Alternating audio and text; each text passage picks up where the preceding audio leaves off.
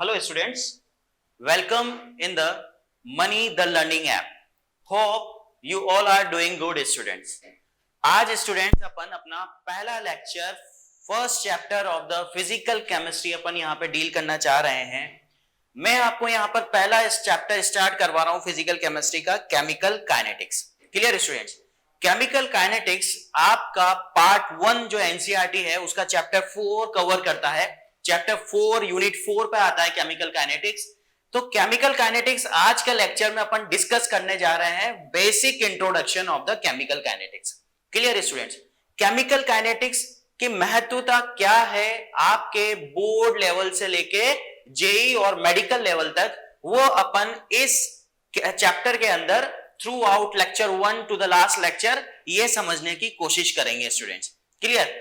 इसका वेटेज कितना होता है बोर्ड लेवल पे, जेई नीट लेवल पे, नंबर ऑफ क्वेश्चंस क्या होते हैं, केमिकल काइनेटिक्स में स्टार्टिंग में क्या डील करा जाता है, ये सब चीजें अपन आज के लेक्चर में इंट्रोडक्शन पार्ट में लेक्चर 1 में देखेंगे स्टूडेंट्स. तो चालू करते हैं. सबसे पहले आपका चैप्टर का नेम जो क्या है, that is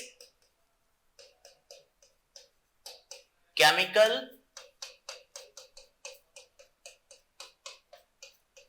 kinetics. Clear students? Chemical kinetics की बात करूं तो बोर्ड लेवल पर इसका वेटेज होता है 5 मार्क्स. नंबर ऑफ क्वेश्चंस की बात करें तो 3 to 5 नंबर ऑफ क्वेश्चंस ये आते हैं. Very from the question number 1 for 1 mark and a question till last, जो आपके large very long type of questions आते हैं बोर्ड लेवल में, जो कि होते हैं 5 मार्क्स का, 4 मार्क्स का. वहां तक आपके पास नंबर ऑफ क्वेश्चंस की बात करें एक से लेके आपके पास 30-35 क्वेश्चंस आने लगे हैं बोर्ड लेवल के सिनेरियो के अंदर. तो उसमें आपके पास 1 मार्क स्टेटमेंट, 2 मार्क और 3 मार्क और 5 मार्क में जाता है मार्किंग स्कीम. तो 3 to 4 number of questions cover करते हैं अपन केमिकल काइनेटिक्स के अंदर. ये तो बात हो गई आपके सब्जेक्टिव पॉइंट ऑफ व्यू से. अब चलते हैं स्टूडेंट्स जेई और मेडिकल पॉइंट ऑफ व्यू से. तो जेई और मेडिकल, सबसे पहले जेई की बात करें तो 2-3 क्वेश्चंस इसके अंदर डेफिनेटली आपके पास मिलते हैं. बहुत ही बढ़िया तरह के सवाल होते हैं और वो मेनली पूछे जाते हैं आपके इंटीग्रेटेड रेट इक्वेशन से. इंटीग्रेटेड रेट इक्वेशंस क्या है आगे के लेक्चर में देखेंगे. थोड़ा सा यहाँ ब्रीफ आउट कर दूंगा कि इंटीग्रेटेड रेट इक्वेशन में आपके पास क्या नंबर ऑफ क्वेश्चंस आते हैं. वहां पर अपन पढ़ते हैं स्टूडेंट्स कि इंटीग्रेटेड रेट इक्वेशन कितने तरह की होती है, कितने प्रकार की होती है. तो सबसे पहले प्रकार होता है उसका zero order reaction, first order reaction, second order reaction. तीनों के केस के लिए रेट कांस्टेंट के की फॉर्मूला, के का वैल्यू, जो के का फॉर्मूला अपन वहां पढ़ेंगे, हाफ लाइफ टी हाफ का जो फॉर्मूला पढ़ेंगे उनसे बेस्ड न्यूमेरिकल्स. दूसरी बात ऑर्डर ऑफ रिएक्शन, मॉलिक्यूलरिटी के ऊपर सवाल आ जाता है. और लास्टली यहां पर आ जाता है कोलिजन थ्योरी, एक्टिवेशन एनर्जी या अरेनियस इक्वेशन से सवाल. तो 2 से 3 marks of question, number of questions आपके पास यहां पर आ जाते हैं 2-3 क्वेश्चंस. ऐसे ही जेई मेंस में ये आ जाता है. मेडिकल में बात करें तो 4 to 5 नंबर ऑफ क्वेश्चन चल जाते हैं. वहां पर थोड़ा सा क्या होता है, इजी तरीके के सवाल आते हैं. तो मेंस में जो थोड़ा सा टफ पार्ट लिया अपन ने, जैसे न्यूमेरिकल थोड़े से टफ आए, तो वहां पर वो न्यूमेरिकल थोड़ा लेवल डाउन हो जाता है. बट अच्छे सवाल होते हैं स्टूडेंट्स, अनडाउटली बहुत ही बढ़िया सवाल होते हैं. उनमें आपको समय लगेगा, थोड़ा सा ट्रिक से, थोड़ी सी मेहनत से आप इजीली उन सवाल को कर पाएंगे स्टूडेंट्स. तो ये तो आपको पता लग गया मार्किंग स्कीम और number of questions regarding the chemical kinetics chapter. So आ जाते हैं अपन आज के लेक्चर पे. What we are discussing here, starting from the definition of the chemical kinetics, then उसके बाद अपन यहां पर चालू करेंगे अपना चैप्टर, जो कि स्टार्ट होगा रेट ऑफ रिएक्शन से. कि रेट ऑफ रिएक्शन क्या होती है, उसकी यूनिट क्या होती है, ठीक है. उससे आगे सवाल कैसे आएंगे, टाइप ऑफ रिएक्शंस क्या होंगी. क्लियर? तो ये आपको यहां पर देखना होगा स्टूडेंट्स. क्लियर? तो रेट ऑफ रिएक्शन के बारे में पढ़ेंगे. रेट ऑफ रिएक्शन के बाद इसकी यूनिट क्या होती है, यूनिट्स वो देखेंगे. फिर अपन जाएंगे types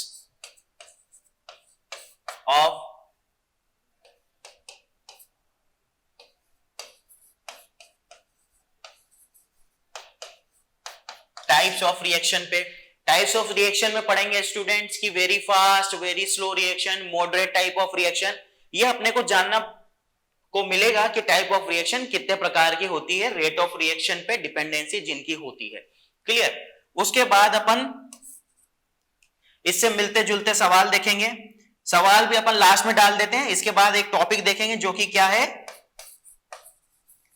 rate in terms of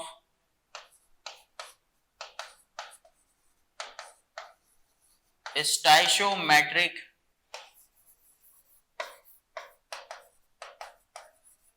coefficients। Clear बच्चे। तो ये आज का जो लेक्चर अपन समराइज करेंगे, आज जो टॉपिक्स कवर्ड करेंगे आज के लेक्चर में वो क्या है, सबसे पहले रेट ऑफ रिएक्शन क्या होता है, यूनिट्स क्या होती है, टाइप ऑफ रिएक्शंस क्या होती हैं, rates in term of stoichiometric coefficients क्या होता है, एंड लास्टली आपके पास questions regarding the types of reaction या rate of reaction. Rate of reaction के बेसिस पे ही अपन वहां पर कुछ रिएक्शंस लेंगे, कुछ वैल्यूज लेंगे और उन रिएक्शन को रेट ऑफ रिएक्शन कैसे लिखते हैं वो देखेंगे, और फिर उसमें से जो अननोन पार्ट होगा वो अपन यहां पर फाइंड आउट करेंगे। तो basically the question based on the rate of reaction. तो आज का अपने पास ये समराइज हो गया, आज ही आप पढ़ने जा रहे हैं। सबसे इंपॉर्टेंट जो इसके अंदर डिस्कस होगा आज का पार्ट वो होगा types of the reaction, which type of reaction we are using in the chemical kinetics, fast reaction, slow reaction, moderate type of reactions having examples। तो ये अपन आज इंपॉर्टेंट पार्ट देखेंगे type of reaction. Clear students, चालू करते हैं आज के lecture को starting from the rate of reaction. तो बच्चे मैं यहां पे टॉपिक लिखता हूं, rate of reaction. Clear students, rate of reaction क्या है, इसको डिनोट किससे करते हैं, सबसे पहले अपन ये देखेंगे। इसको स्मॉल आर या कैपिटल आर से आप डिनोट कर सकते हैं स्टूडेंट्स। अब रेट ऑफ रिएक्शन समझने से पहले अपन यहां पर देखते हैं आपका जो केमिकल काइनेटिक्स है उसका मतलब क्या है। केमिकल काइनेटिक्स, तो केमिकल काइनेटिक्स के वर्ड से अपन समझ रहे हैं कि केमिकल तो क्या बता रहा है स्टूडेंट,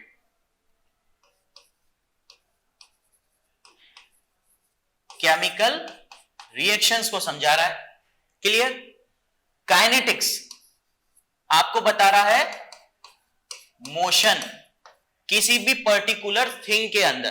तो काइनेटिक्स यही वर्ड होता है कि आपके पास रिएक्शन फर्स्ट ऑर्डर रिएक्शन है तो कितनी तेजी से वो मूव कर रही है, कितने समय के अनुसार। क्लियर। तो मोशन या मूवमेंट ये समझाएगा अपने को कौन, काइनेटिक्स वर्ड। केमिकल से अपन समझ रहे हैं, केमिस्ट्री पढ़ रहे हैं स्टूडेंट्स, तो केमिकल डिफरेंट केमिकल रिएक्शंस के बारे में बात हो रही है।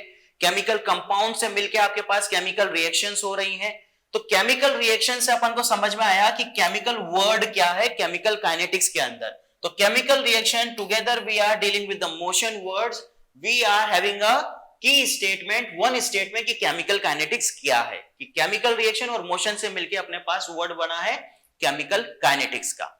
अब इसकी बात करें स्टूडेंट डेफिनेशन की, तो यहां पर मैं इसकी डेफिनेशन ले रहा हूं जो कि क्या है कि केमिकल काइनेटिक्स चैप्टर जो है स्टूडेंट्स वो आपके पास कवर हो रहा है केमिस्ट्री के अंदर, और मैं इसको सब पार्ट में भी डिवाइड कर रहा हूं जो कि क्या है फिजिकल केमिस्ट्री का chapter.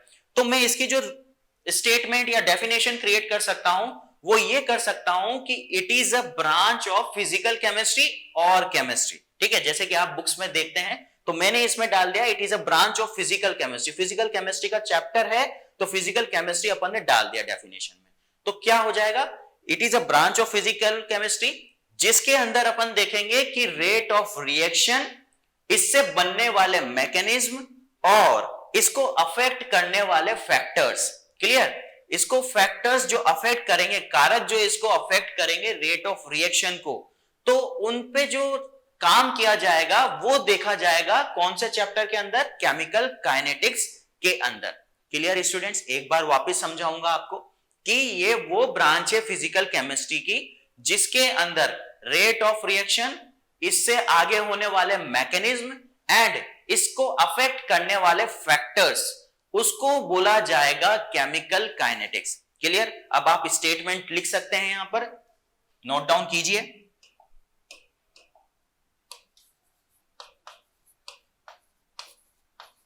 It is a branch of physical chemistry which deals with the rate of reaction,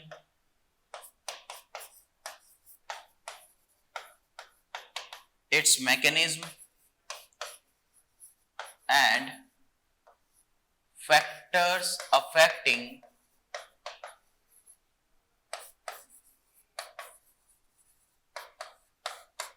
rate of reaction. Clear students? Underline करते हैं कुछ पॉइंट्स जो कि क्या है, rate of reaction, factors affecting the rate of reaction, and it is a branch of physical chemistry. तो rate chemical kinetics की definition क्या हो गई students?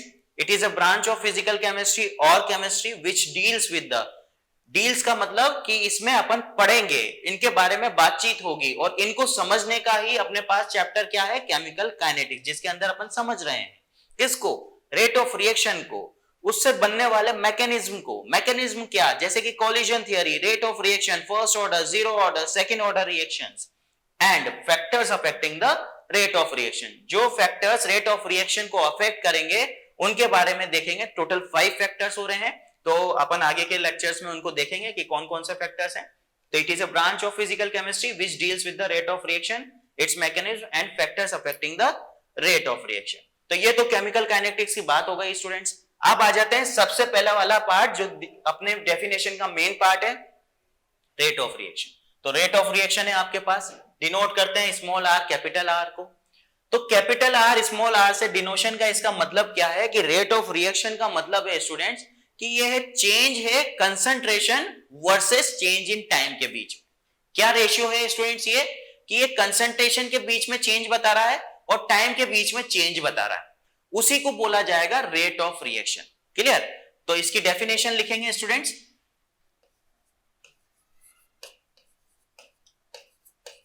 It is the change of concentration per unit change in time. Clear students? अब आप इसको कैसे समझ पाएंगे कि सर मेरे को तो ये स्टेटमेंट समझ में नहीं आ रहा, ये क्या लिख दिया आपने, change of concentration in terms of change in time. कैसे लिखेंगे इसको? तो बेटा ये कुछ भी नहीं है, ये है delta C upon delta T. आई बात समझ में कि स्मॉल आर आपके पास क्या है, चेंज इन कंसंट्रेशन पर unit change in time. Concentration में जो चेंज होगा टाइम के अनुसार वो दिखाया जाएगा, उसको बोलेंगे रेट ऑफ रिएक्शन. अब कंसंट्रेशन भी किसकी हो जाएगी स्टूडेंट्स? कंसंट्रेशन आपके पास रिएक्टेंट की और प्रोडक्ट की होगी, तो वहां पर भी उसके रेस्पेक्ट में rate of reaction upon find out कर सकते हैं स्टूडेंट्स. तो for the reaction R gives P,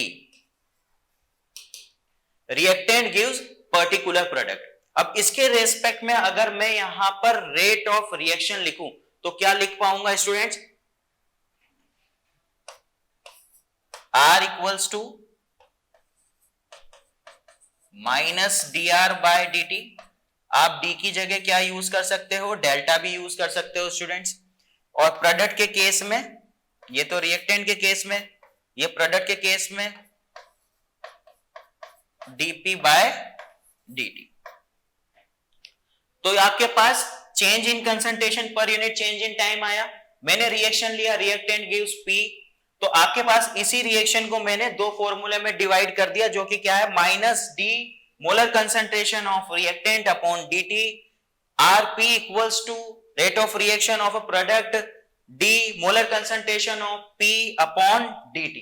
clear students? अब ये मैं मोलर कंसंट्रेशन वर्ड क्या यूज कर रहा हूं, मैं मोलर कंसंट्रेशन जो वर्ड यूज कर रहा हूं वो ब्रैकेट साइन के लिए यूज कर रहा हूं. क्लियर? तो यहां पर लिखेंगे मोलर कंसंट्रेशन, कि सर ने ये ब्रैकेट जो यूज करे थे रेट ऑफ रिएक्शन के केस में, तो वो क्या बताते हैं, वो मोलर कंसंट्रेशन बताते हैं जो भी उन ब्रैकेट के अंदर रखा हुआ है.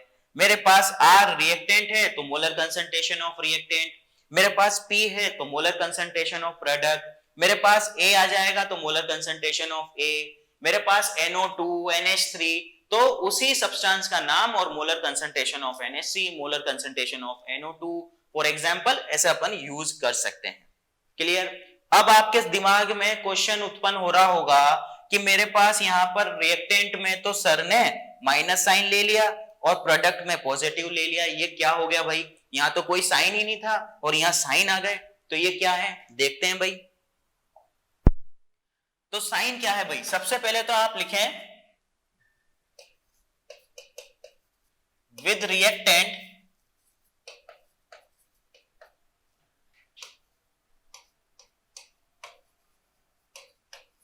it decreases with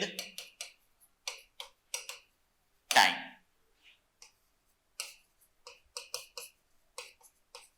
With product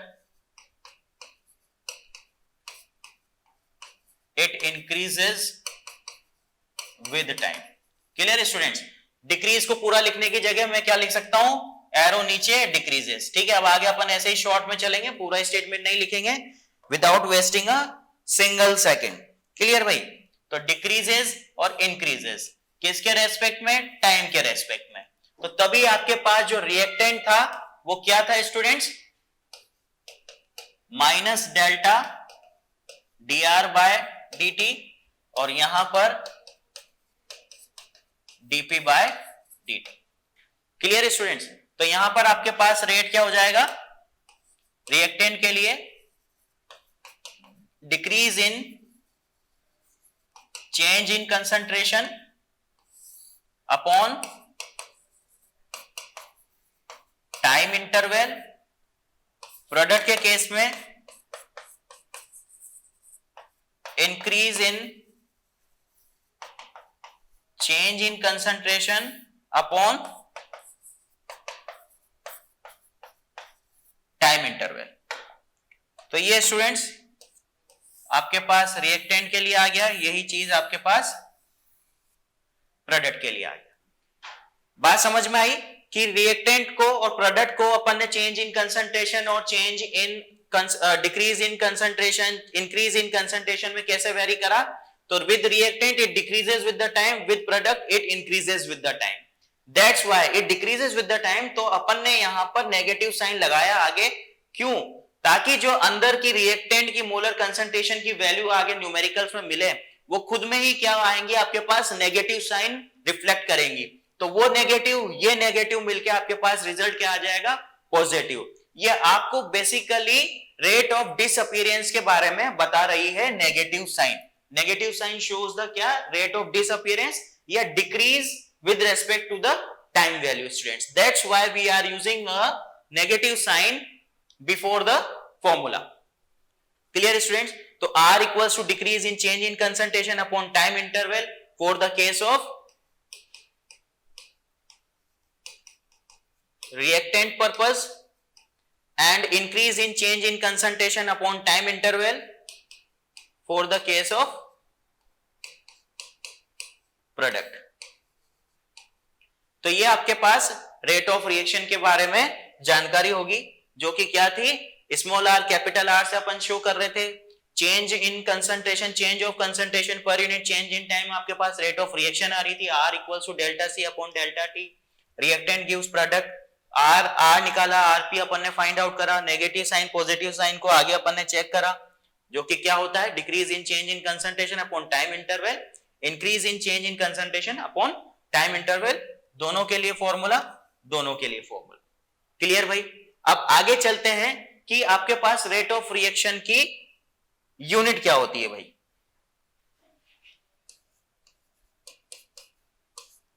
units की बात करें तो स्टूडेंट्स यहां पर दो तरह की यूनिट मैं आपको बता रहा हूं, जो कि क्या है, मोल litre inverse, second inverse. Second unit है आपके पास ATM सेकेंड इनवर्स। दोनों का अलग अलग रोल है क्वेश्चन में यूज करने का। यह हो रहा है आपके पास सॉल्यूशन फेज, जब है आपके पास तब अपन यूनिट यूज कर रहे हैं। सॉल्यूशन क्यों, क्योंकि कंसंट्रेशन आपके पास मोल लीटर में, मोल पर लीटर में फाइंड आउट करी जाती है। तो जब सॉल्यूशन फेज में कंसंट्रेशन की बात करी जा रही है तो मोल लीटर इनवर्स सेकेंड इनवर्स बात कर रहे हैं। जब गैसियस फेज की बात आ रही है तो वहां पर आपके पास क्या आ गया, कंसंट्रेशन की बजाय प्रेशर आ गया। तो गैसियस में जब प्रेशर आ जाएगा तो एटीएम में अपन प्रेशर को फाइंड आउट करते हैं, तो प्रेशर की जगह कंसंट्रेशन मोल लीटर इनवर्स की जगह एटीएम सेकेंड इनवर्स आपके पास यूनिट आ जाएगी। तो ये दो यूनिट होती है जो कि आपको मेनली ध्यान रखनी है for finding the rate of reaction. Rate of reaction की दो unit, mole litre inverse second inverse और ATM second inverse. Students clear? अब अपन चालू करेंगे अपने पास नेक्स्ट, जो कि क्या है, टाइप्स ऑफ रिएक्शन। क्लियर? तो टाइप ऑफ रिएक्शन देखते हैं। Types of reaction. अब भाई टाइप ऑफ रिएक्शन सर क्या कितने प्रकार की होती है? तो बेटा मैंने आपको चैप्टर लेसन चालू करने से पहले लेक्चर 1 में स्टार्टिंग में इंट्रोडक्शन में बताया कि अपन यहां पर 3 टाइप्स ऑफ रिएक्शन को डिस्कस करेंगे। 3 टाइप्स ऑफ रिएक्शन क्या है सर? यहां पर सबसे पहले आपके पास आ जाएगा very fast reaction. Very fast reaction जो बहुत जल्दी हो जाएंगी। क्लियर? तो वेरी फास्ट रिएक्शन उनको बोला जाएगा। इनका दूसरा नाम क्या होता है सर? इसका दूसरा नाम होता है बच्चे इंस्टेंटेनियस रिएक्शन। क्या होता है? इंस्टेंटेनियस रिएक्शन भी इनको बोलते हैं। दूसरा क्या पढ़ेंगे? Very slow reaction. सर दूसरा नाम क्या होगा इसका? इसका भी दूसरा नाम होगा बच्चे average reaction. Third and lastly पढ़ेंगे अपन, जो कि दोनों का मिक्स है, मॉडरेट रिएक्शन। क्या है स्टूडेंट्स? Moderate reaction. तो तीनों तरह की रिएक्शन आज अपन डिस्कस करेंगे, जो कि क्या है, टाइप्स ऑफ रिएक्शन में। टाइप्स ऑफ रिएक्शन में very fast reaction, very slow reaction, moderate reaction, ये अपन डिस्कस करने जा रहे हैं मेनली। फिर अपन इंडिविजुअली इंस्टेंटेनियस एवरेज रेट को भी डिटरमाइन करेंगे, इनके डिफरेंस के बारे में पढ़ेंगे स्टूडेंट्स। तो ये types of reaction, very fast reaction क्या होती है, वेरी स्लो रिएक्शन क्या होती है, मॉडरेट रिएक्शन क्या होती है, with the help of the example अपन इनको देखेंगे। तो स्टूडेंट्स अपन ने देखा टाइप ऑफ रिएक्शन 3 तरह की होती है, very fast reaction, very slow reaction, moderate reaction. अब अपन इनको आगे जाके एलोबरेट करते हैं स्टूडेंट्स की फास्ट रिएक्शन क्या है, स्लो रिएक्शन क्या है, वन बाय वन अपन देखते हैं तीनों रिएक्शन। तो सबसे पहले अपन देखते हैं यहां पर वेरी फास्ट रिएक्शन, और क्या बोलते हैं इसको, इंस्टेंटेनियस रिएक्शन। तो स्टूडेंट्स ये आपके पास दूसरा name very fast type of reaction. अभी very fast type of reaction क्या होता है? इसमें जो टाइम पीरियड होता है स्टूडेंट्स बहुत कम होता है और रेट ऑफ रिएक्शन बहुत ज्यादा होती है। इंस्टेंटेनियस रिएक्शन उसी रिएक्शन को बोला जाता है जो क्या होता है, पर्टिकुलर इंस्टेंट ऑफ टाइम या short interval of time, short span of time के बीच में फाइंड आउट करी जा रही है। तो वेरी फास्ट रिएक्शन में टाइम इंटरवल क्या होगा, बहुत ही कम होगा, रेट ऑफ रिएक्शन बहुत ही ज्यादा होगी। ये रिएक्शंस कौन सी होती है? ये आयनिक रिएक्शंस होती है स्टूडेंट्स, जिनका समय बहुत क्या होता है, बहुत कम होता है। मतलब टाइम इंटरवल बहुत कम है तो कम आयनिक, कम टाइम इंटरवल आपके पास आयनिक रिएक्शंस ही शो करती हैं। उनकी रेंजिंग क्या होगी, 10⁻⁻14 से लेके 10⁻⁻16 सेकंड तक। क्लियर? तो यहां पर आपके पास जो टाइम में चेंज आ रहा है वो क्या है,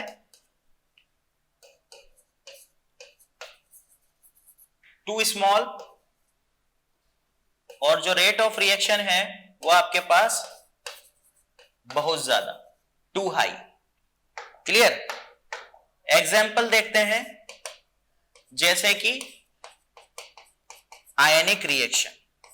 अब इनके लिए टाइम इंटरवल 10⁻⁻14 सेकंड से लेके 10⁻⁻16 सेकंड, बहुत ही मिनिमम कम अमाउंट ऑफ टाइम इंटरवल है, उसके बीच में ये रिएक्शंस कैरी फॉरवर्ड हो जाती हैं। कौन सी आयनिक रिएक्शन? जैसे कि फॉर एग्जांपल लेते हैं NaOH plus hydrochloric acid gives NaCl plus water.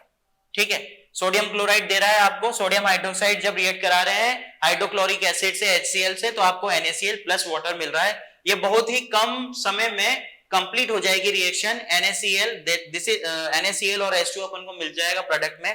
These type of reactions which occur in very small time interval gives the ionic reactions। क्या देती है ये आपको? ionic reactions, और इनको बोला जाएगा very fast type of reaction students. इसका ग्राफ अगर अपन देखना चाहें तो इसका ग्राफ क्या होता है स्टूडेंट्स? इस तरह का आपके पास ग्राफ होगा, ठीक है। तो ये ग्राफ जो आपके पास है ये क्या बता रहा है? Slope of a concentration of reactant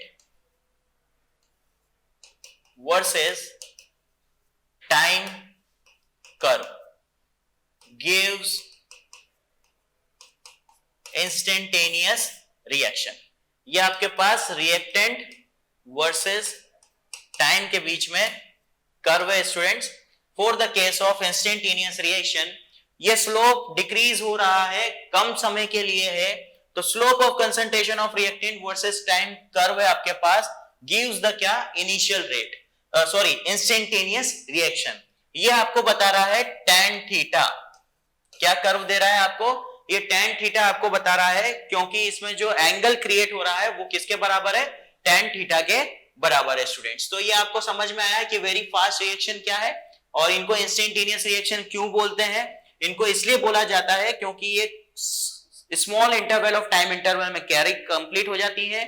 rate of reaction बहुत ज्यादा रहती है। क्यों ज्यादा रहती है? क्योंकि समय अंतराल बहुत कम है स्टूडेंट्स। तो समय कम है तो रिएक्टेंट इजीली प्रोडक्ट में कन्वर्ट हो जाएंगे। एग्जांपल दे दिया आयनिक रिएक्शंस, 10⁻⁴, 10⁻XVI सेकंड में कैरी कंप्लीट हो जाएंगी। NaOH प्लस HCl गिव्स क्या? NaCl plus water. एंड आपके पास यहाँ पर ग्राफ आ गया versus rate of concentration of a reactant versus time curve आपके पास आ गया स्टूडेंट्स। सेकंड रिएक्शन देखते हैं जो कि क्या है? वेरी स्लो रिएक्शन, और इसको क्या बोला जाता है?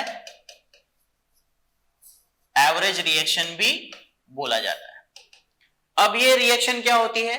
इसको स्टूडेंट्स क्या करें? जस्ट अपोजिट कर दें आप वेरी फास्ट रिएक्शन से। क्लियर? याद करने में आपको इजीली होगा, इसीलिए मैं बोल रहा हूं कि वेरी फास्ट रिएक्शन का अपोजिट कर दें वेरी स्लो रिएक्शन के अंदर।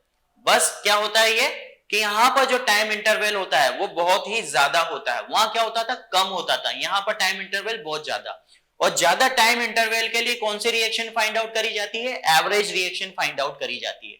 क्लियर? तो टाइम इंटरवल टू लार्ज और रेट ऑफ रिएक्शन बहुत ही धीरे, बहुत ही कम अमाउंट में, शॉर्ट इंटरवल ऑफ टाइम में आपके पास रेट ऑफ रिएक्शन हो पाएगी। Clear?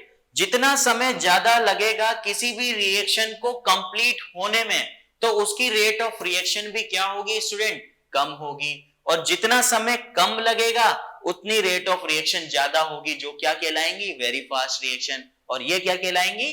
Very slow reaction students. Clear? तो लिखते हैं यहां पर अपन डेल्टा टी क्या होगा बच्चों? यहां पर too large rate of reaction, too small. ठीक है? रेट ऑफ रिएक्शन बहुत कम होगी क्योंकि बहुत धीरे आपके पास रिएक्शन हो पाएगी, क्योंकि टाइम इंटरवल, टाइम गैप क्या है? बहुत ज्यादा है। कैसी रिएक्शंस होती हैं ये? For example rusting of iron. Rusting of iron इसका बेस्ट एग्जांपल है स्टूडेंट्स, जो कि वेरी स्लो रिएक्शन का बेस्ट एग्जांपल है। रस्टिंग ऑफ आयरन भी क्या है? बहुत ही टाइम कंज्यूमिंग रिएक्शन है। रेट ऑफ रिएक्शन बहुत धीरे होती है रस्ट बनने में। किसी भी मेटल आयरन के ऊपर, Fe के ऊपर कोई भी रस्टिंग जमने से पहले रेट ऑफ रिएक्शन बहुत धीरे धीरे होगी, टाइम इंटरवल बहुत ज्यादा होगा, लार्ज होगा। इसीलिए बोलते हैं ना कि जो जंग लग जाता है मेटल सरफेस पे वो एकदम से नहीं लगता है, वो कुछ समय में लगता है। तो वो कुछ समय अंतराल जो है वो बहुत लार्ज गैप है। रेट लार्ज इसलिए है क्योंकि उसके ऊपर रेट ऑफ रिएक्शन, जो रेट की जो रिएक्शन की दर है वो क्या है स्टूडेंट्स? बहुत धीरे है। तो इसलिए धीरे धीरे वहां पर रस्टिंग क्रिएट हो जाएगा Fe के ऊपर, आयरन के ऊपर। Clear student? तो ये आपके पास वेरी स्लो रिएक्शन में आता है और इन्हीं को बोलते हैं एवरेज रिएक्शन। इसका भी कुछ ग्राफ होता है, वो ग्राफ क्या है भाई यहां पे समझिए।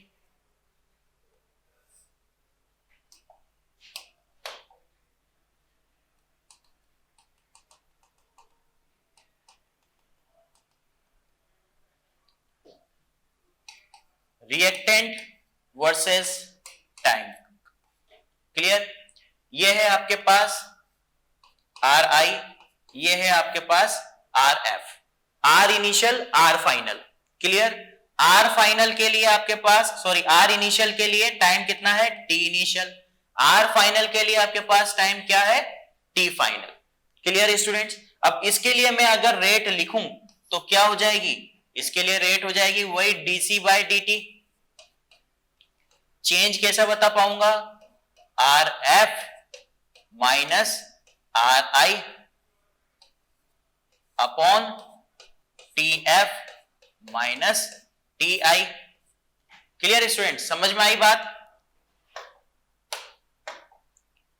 Delta C upon delta T, concentration किसमें चेंज है, आर फाइनल आर इनिशियल में, तो R final minus R initial C2 minus C1 upon T final minus T initial. R final के लिए समय कितना लग रहा है टी फाइनल, आर इनिशियल के लिए समय कितना लग रहा है टी इनिशियल। तो ये आपके पास एवरेज टाइप ऑफ रिएक्शन होगी। नेगेटिव साइन तो क्या बता रहा है आपको, decrease, negative sign shows decreasing in concentration of reactant, ठीक है।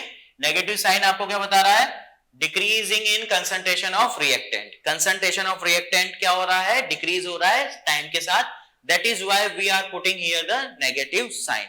तो ये तो आपके पास हो गया वेरी स्लो रिएक्शन और एवरेज रिएक्शन। अब देखते हैं लास्ट अपन थर्ड पार्ट, मॉडरेट रिएक्शन।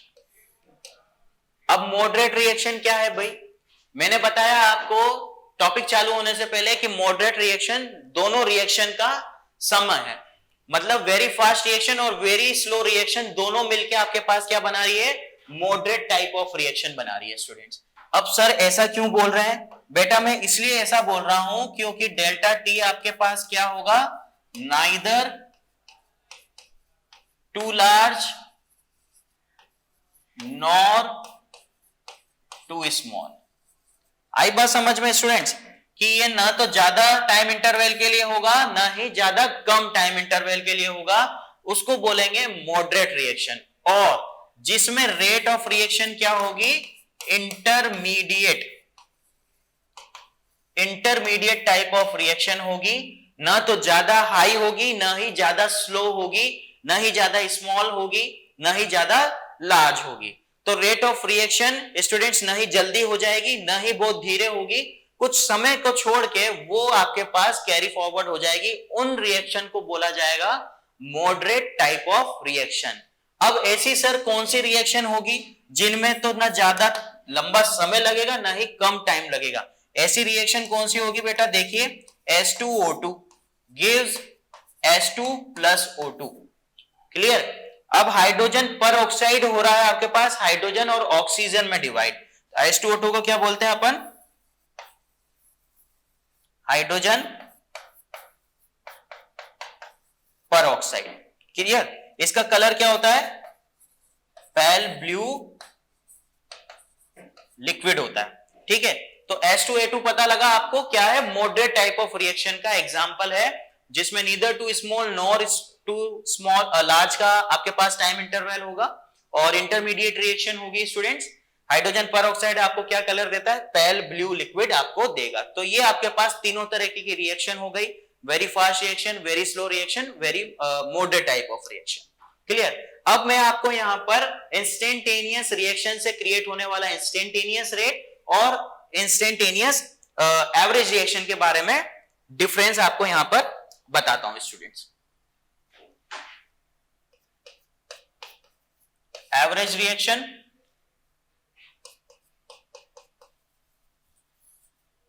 या एवरेज रेट भी आप लिख सकते हैं इसको।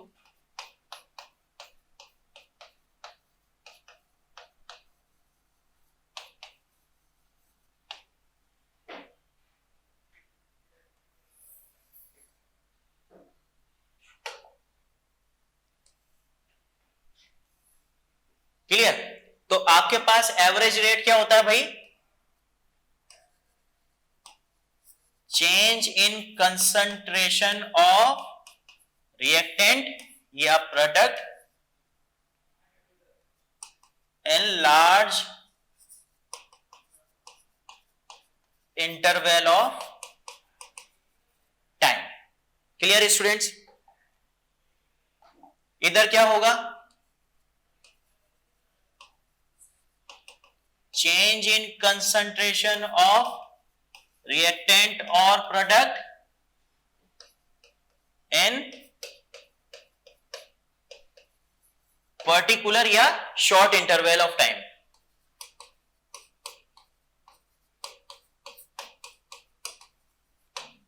क्लियर भाई?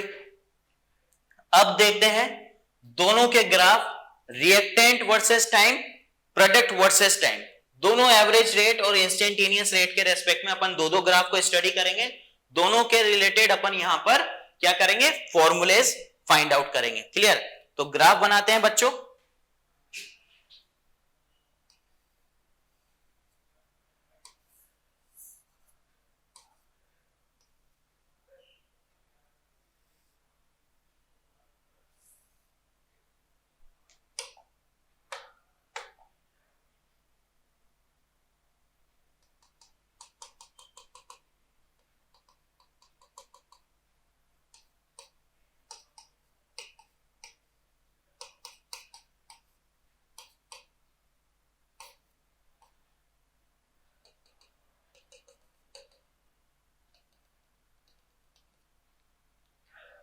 ठीक है भाई, रिएक्टेंट वर्सेस टाइम और प्रोडक्ट वर्सेस टाइम के बीच में मैंने यहां पर ग्राफ बताया।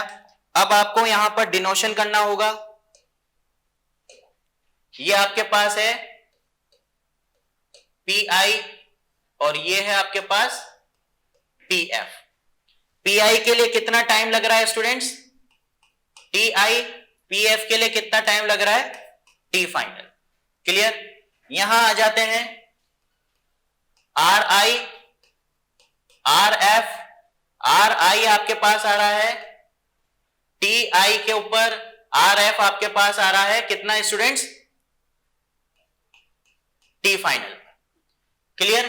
तो R इनिशियल, R फाइनल, ये आपके पास लग गया students.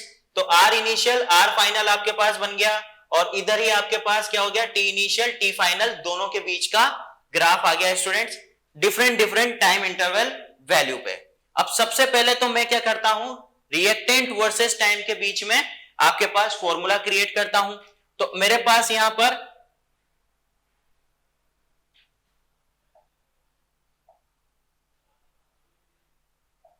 R average,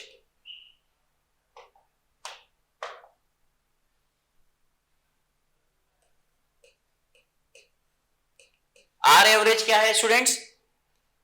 minus delta R upon delta T, यही होता है स्टूडेंट्स। अब इसको क्या करेंगे स्टूडेंट्स अपन यहां पर, आर क्या है आपके पास? R initial, R final, put करते हैं माइनस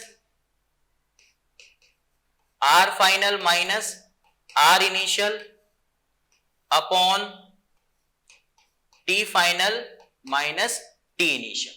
ये आपके पास क्या आ गया स्टूडेंट्स?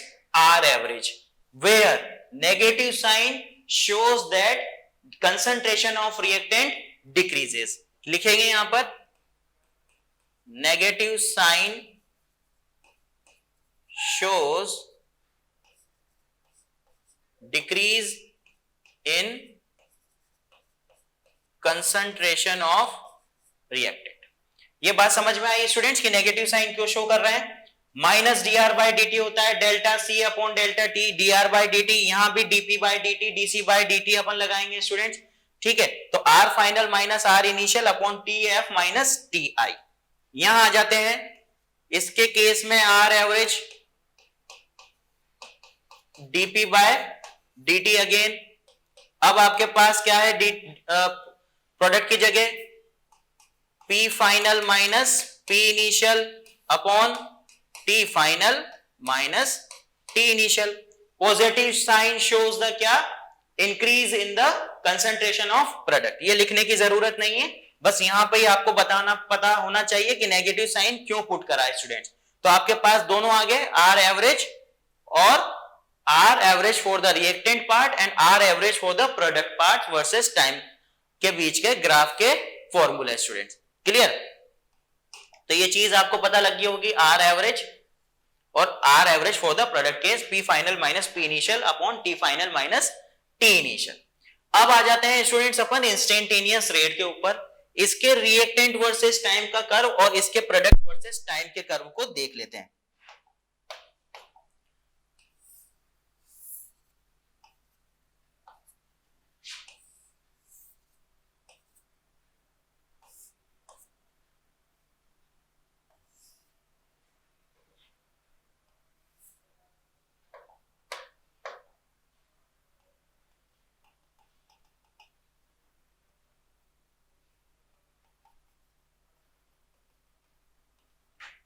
ठीक है स्टूडेंट्स, तो ये आपके पास है, यहां पर आपके पास theta angle,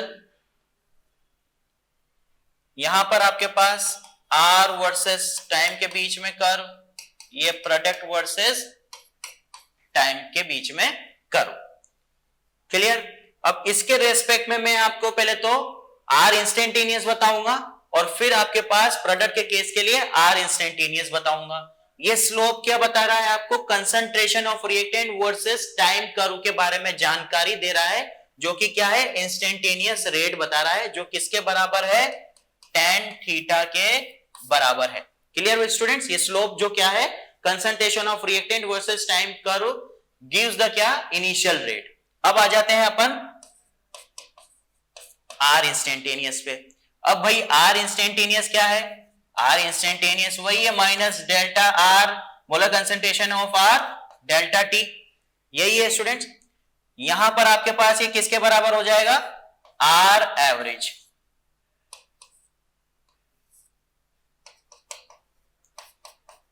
limit t tends to 0 और R average limit t tends to 0।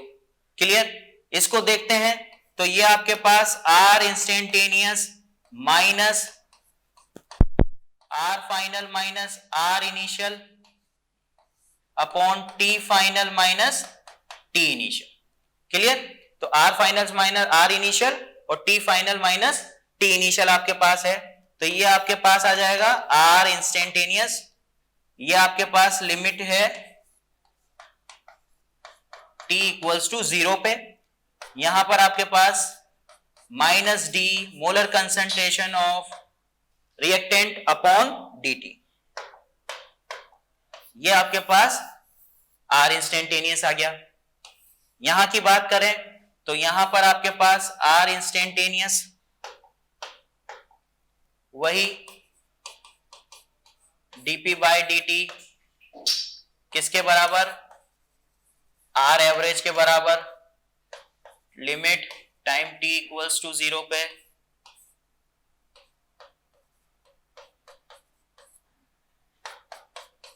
p final minus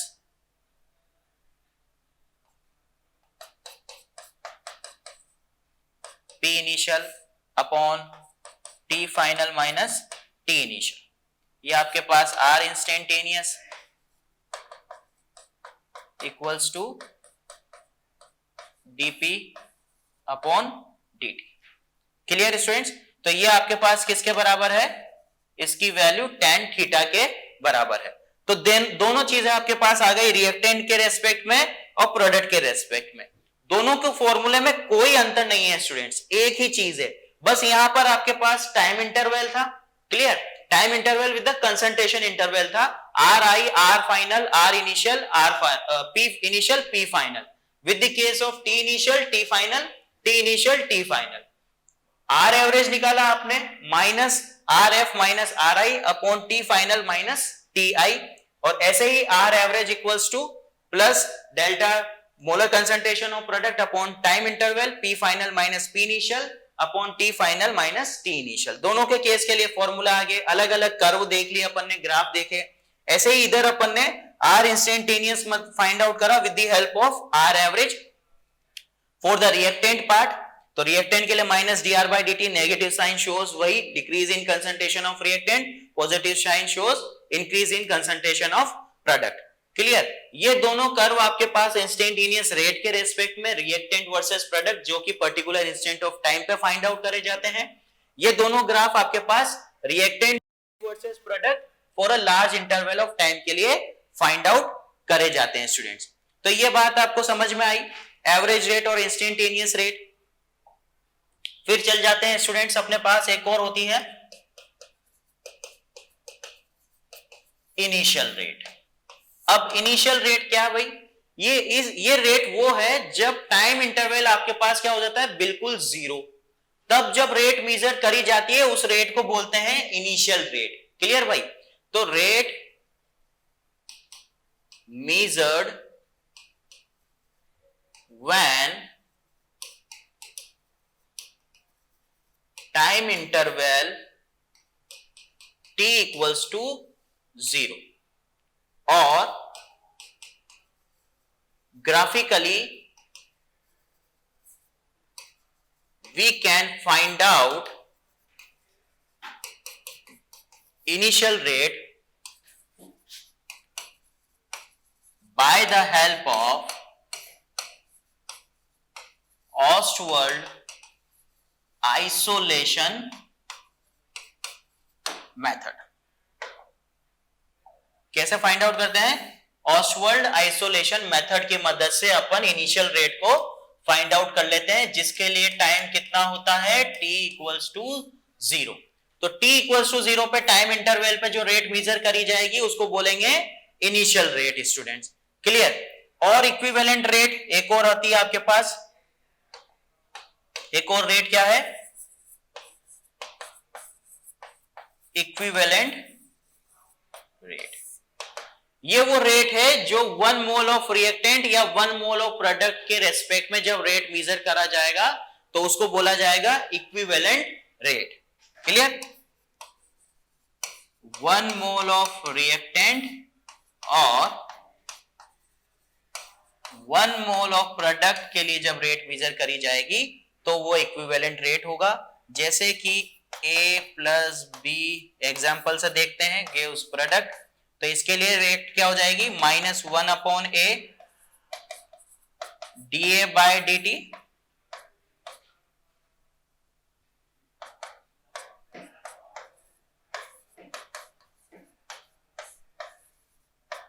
clear students? तो 1 अपॉन A मतलब 1 मोल ऑफ रिएक्टेंट या 1 मोल ऑफ प्रोडक्ट के रेट सेट में रेट फाइंड आउट करना, उसको इक्विवेलेंट रेट बोलेंगे। Minus 1 upon A D upon D T equals to, जो आपके पास यहाँ पर स्टोइकियोमेट्री मोल्स हैं, ये आपको मोल्स जो गिवन है ये क्या हो जाएंगे, 1 अपॉन ए के पार्ट में 1 अपॉन बी के पार्ट में चले जाएंगे। माइनस इसलिए साइन लगाया क्योंकि रिएक्टेंट है, तो रिएक्टेंट है तो माइनस साइन लगेगा ही सही स्टूडेंट्स, प्रोडक्ट होता है तो पॉजिटिव होता है। तो minus 1 upon A D A by D T equals to minus 1 upon B D B by D T students. Clear? तो अपन ने यहां पर पूरी चीज देखी स्टूडेंट्स। आगे चलते हैं। मैंने आपको 3 रेट यहां पर बताई थी, very fast rate, very slow reaction या rate, instantaneous average rate, moderate rate. ठीक है, तो क्या क्वेश्चन है स्टूडेंट्स यहां पर? क्लियर? देखते हैं। कैलकुलेट करना है आपको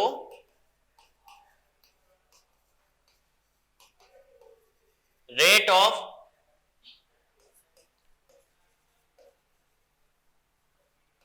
formation of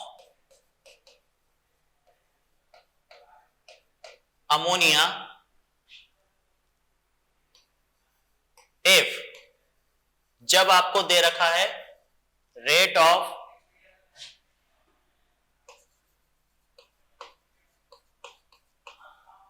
disappearance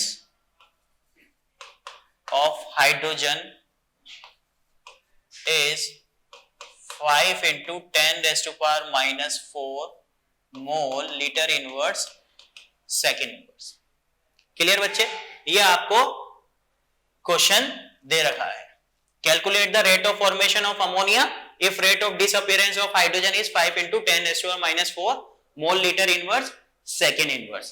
क्लियर? इसमें आपको ऑप्शंस भी दे रखे हैं,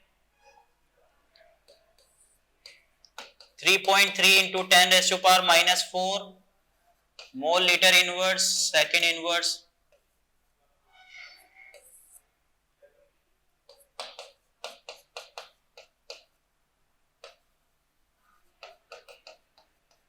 1.3 into 10⁻⁻⁴ mole litre inverse,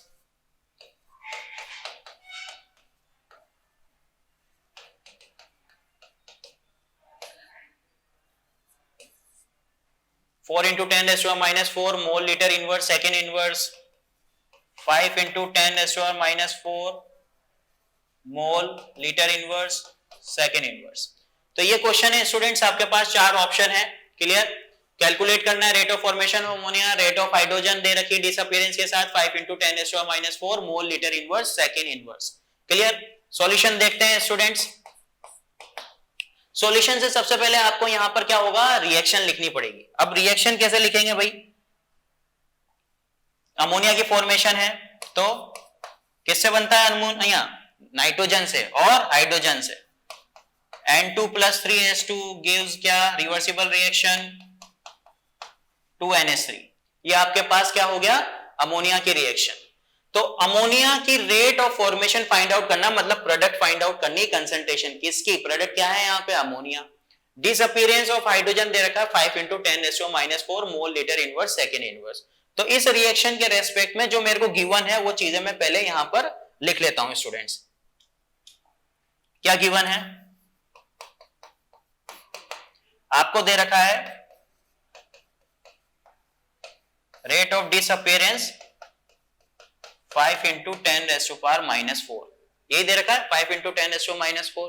clear? अब मेरे को क्या निकालना है, अमोनिया की रेट ऑफ फॉर्मेशन। तो मैं इस रिएक्शन के लिए पहले क्या कर लेता हूं, रेट लिख लेता हूं।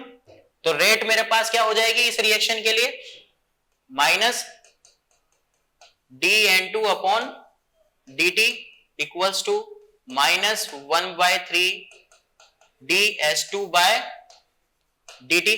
स्टाइशियोमेट्री क्या है हाइड्रोजन के साथ 3, इसलिए 1/3 लगाया यहां पर। अमोनिया 1/2, पॉजिटिव है ना, प्रोडक्ट पॉजिटिव होगा नेगेटिव आएगा, पॉजिटिव आएगा बच्चों, रिएक्टेंट होता है नेगेटिव, पॉजिटिव तो क्या होता है प्रोडक्ट। तो dNH3/dt, ये आपके पास मैंने इस रिएक्शन की रेट लिख ली जैसे कि अपन ने अभी सीखी थी। गिवन मेरे पास यहां पर यह है कि मेरे को रेट ऑफ डिसअपीयरेंस, इस पूरी चीज को क्या बोला जाता है, रेट ऑफ डिसअपीयरेंस। आपको पता होना चाहिए rate of disappearance. Rate of disappearance negative sign के साथ dH2/dt है बच्चों। क्लियर? 5 into 10⁻⁻⁴। तो मेरे को यहां पर, मेरे पास N2 तो कुछ है ही नहीं, तो यहां पर मेरे को N2 को क्या कर देना है, नेग्लेक्ट कर देना है। मेरे को बस इन दोनों चीजों से ही मतलब रखना है, क्योंकि यही मेरे को गिवन चीजों से आंसर आ जाएगा। तो मेरे पास यहां पर माइनस dH2/dt की वैल्यू दे रखी है, वो कितनी है 5 into 10⁻⁻⁴/3। Clear? Minus dH2/dt 5 into 10⁻⁻⁴ मैंने पुट करा यहां पर अपॉन 3। अब कुछ बच्चे बोलेंगे सर माइनस साइन क्यों नहीं लगाया, भाई माइनस साइन के साथ ही तो वैल्यू दे रखी है मुझे यहां पर, तो मैं माइनस साइन क्यों लगाऊंगा यहां पर। क्लियर? Equals to 1/2 dNH3/dt। इस 2 को मैं क्या कर दूंगा, क्रॉस मल्टीप्लाई कर सकता हूं, तो क्रॉस मल्टीप्लाई कर दीजिए इसको। तो 2/3 into 5 into 10⁻⁻⁴ equals to dNH3/dt। ये आ गया rate of formation of ammonia. इसको सॉल्व कर लीजिए, जो आंसर आएगा वही क्या होगा, आपके ऑप्शन में से चेक कर लीजिएगा कि कौन सा करेक्ट ऑप्शन है। तो इसको सॉल्व करेंगे बच्चों, सॉल्व करेंगे 2/3 multiply by 5 into 10⁻⁻⁴, that is 3.3 into 10⁻⁻⁴। Clear? ये आपके पास आंसर आ जाएगा स्टूडेंट्स, किसके रेस्पेक्ट में, अमोनिया के रेस्पेक्ट में रेट ऑफ फॉर्मेशन तब जब आपको रेट ऑफ डिसअपियरेंस हाइड्रोजन की दे रखी है 5 इंटू 10⁻⁻⁴ स्टूडेंट्स। क्या मेथोडोलॉजी है? रिएक्शन पता होनी चाहिए, रिएक्शन की रेट ऑफ रिएक्शन पता होनी चाहिए। गिवन थिंग्स उठाइए अपने क्वेश्चन में से, पुट कीजिए और आंसर प्राप्त कीजिए। तो कौन सा आंसर आ रहा है अपने पास यहाँ पर? 3.3 इंटू 10⁻⁻⁴। तो फर्स्ट ऑप्शन आपके पास ही यहाँ पर करेक्ट आंसर है आपके पास। क्लियर? अब यहां पर आप सोचेंगे कि सर ने पहला आंसर लगा दिया, क्लियर, बट अभी यहां पर आपका जो सॉल्यूशन है वो इनकम्प्लीट है बच्चों। For subjective point of view आपका आंसर कंप्लीट नहीं है। क्यों नहीं है? क्योंकि यहां पर आपने यूनिट नहीं पुट करी है। तो इसकी यूनिट क्या हो जाएगी बच्चों? यहां पर मोल litre inverse second inverse. Clear? तो जब सब्जेक्टिव बोर्ड्स में आपके पास क्वेश्चन आएगा तो यूनिट लिखना जरूरी है, क्योंकि वहां पर ऑप्शन गिवन नहीं होंगे। Competition point of view whether it will be IIT और अ नीट, तो यहां पर आपको मोल लीटर इनवर्स, वहां पर यूनिट लिखने का जरूरत नहीं है, क्योंकि वहां सॉल्यूशन से कोई लेना देना नहीं होता। Clear? But subjective point of view से आपको पूरा पैटर्न पता होना चाहिए स्टूडेंट्स। क्लियर? तो ये सवाल आपको समझ में आ गया होगा। अमोनिया की फॉर्मेशन फाइंड आउट करनी थी, डिसअपियरेंस हाइड्रोजन का दे रखा था और अपन ने कैलकुलेट करा उसको, रेट ऑफ फॉर्मेशन लिखा सबका। तो 3.3 इंटू 10⁻⁻⁴, पहला ऑप्शन आपके पास यहां पर करेक्ट है स्टूडेंट्स। Thank you.